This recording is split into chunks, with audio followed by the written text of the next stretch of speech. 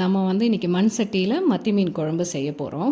மண் சட்டியில் செஞ்சாலே ஒரு தனி டேஸ்ட்டு தான். அதுவும் மத்தி மீன் யூஸ் பண்ணிங்கன்னா ரொம்ப டேஸ்ட்டாக இருக்கும். ஸோ இன்றைக்கி ஈஸியாக எப்படி செய்கிறதுன்னு நான் சொல்லிடுறேன்.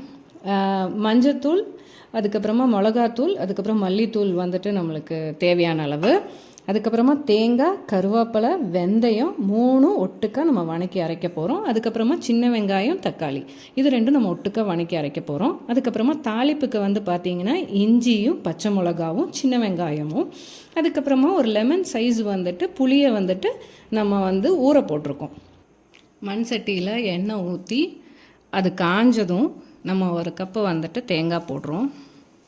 கருவேப்பிலை கொஞ்சம் நிறையா போட்டுக்கோங்க, அது கொஞ்சம் டேஸ்ட் கொடுக்கும் நம்மளுக்கு. அப்புறம் வெந்தயம் வந்துட்டு ஒரு ஹாஃப் வந்துட்டு டீஸ்பூன் அளவுக்கு. 3 நம்ம இப்போ ஒட்டுக்கா வணக்கிடலாம். நல்லா ப்ரௌன் கலர் ஆகிற வரைக்கும் நம்ம வறுத்துட்டோம் அப்படின்னா குழம்பு வந்துட்டு நம்மளுக்கு ரொம்ப டேஸ்ட்டாக இருக்கும். ஸோ அது வரைக்கும் நம்ம இப்போ வணக்கிடலாம். நம்ம வந்து இன்றைக்கி ஒரு 20 சின்ன வெங்காயம் எடுத்துக்கிறோம். அது வந்துட்டு பார்த்திங்கன்னா ஹாஃபாக நம்ம கட் பண்ணி வச்சுக்கலாம். ஸோ நம்மளுக்கு நல்லா வந்துட்டு வணங்கி ஒரு லைட் ப்ரௌன் ஆகும் இல்லையா? ஸோ அது வரைக்கும் வணக்கணும் அப்படின்னா குழம்பு வந்துட்டு நம்மளுக்கு ரொம்ப டேஸ்ட்டாக இருக்கும். சின்ன வெங்காயம் பார்த்திங்கன்னா இப்போ நல்லா வணங்கிடுச்சு. ஸோ இந்த ஸ்டேஜில் நம்ம ஒரு 1.5 தக்காளி நம்ம ஆட் பண்ணுறோம். இதெல்லாம் வணங்கினதுமே சின்ன வெங்காயம், தக்காளி, நம்ம ஆல்ரெடி வணக்கி வச்சுருந்த தேங்காய், வெந்தயம், கருவேப்பிலை இது 5 சேர்த்து நம்ம ஒட்டுக்கா வந்து மிக்சியில் அரைச்சி எடுத்துடலாம். இப்போ பார்த்திங்கன்னா இது நல்லா வணங்கிருச்சு. இதை ஆற விட்டுடலாம். ஆற விட்டுட்டு அதுக்கப்புறம் நம்ம கிரைண்ட் பண்ணிடலாம். ஸோ இதில் வந்து இப்போ பார்த்திங்கன்னா சின்ன வெங்காயம், இஞ்சி, பச்சை மிளகாய் தாளிப்புக்கு போடுறோம். சின்ன வெங்காயம் ஒரு 2 போதும் நம்மளுக்கு. இஞ்சி இந்த மாதிரி நீளமாக கட் பண்ணி போட்டிங்கன்னா அந்த மீன் குழம்புக்கு வந்துட்டு ஒரு டேஸ்ட்டு கொடுக்கும். அதுக்காக தான் நம்ம வணக்கிறோம். அதே மாதிரி ஒரு 3 பச்சை மிளகாவையும் வணக்கிறோம். இப்போ நல்லா வணங்கிடுச்சு. வணங்கினதுமே இந்த இஞ்சி ஒரு ஸ்மெல் கொடுக்கும். அது ரொம்ப நல்லாயிருக்கும் அந்த ஸ்மெல்லு. இதுலேயே வந்துட்டு இப்போ நம்ம புளி தண்ணி ஊற்ற போகிறோம்.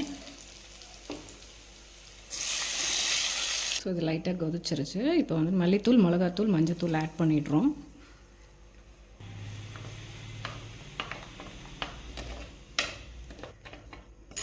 ஸ்லோ ஃபயரில் வச்சுருங்க, இல்லைன்னா அது கரிஞ்சிடும்.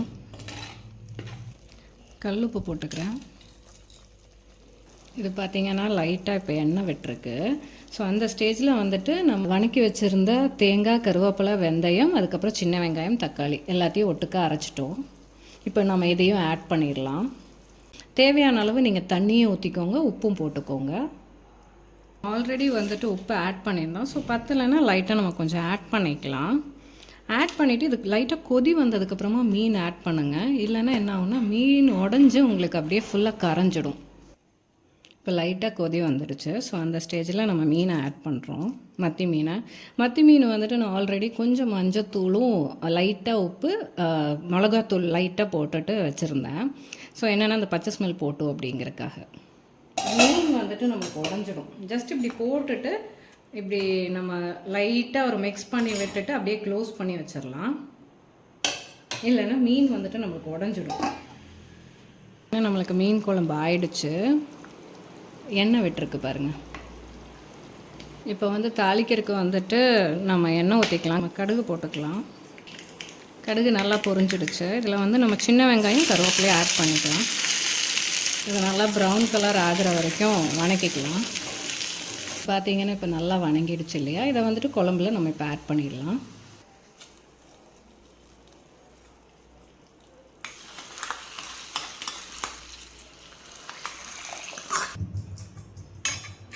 மீன் குழம்பு இப்போ பர்ஃபெக்டாக நம்மளுக்கு ரெடி ஆகிடுச்சு.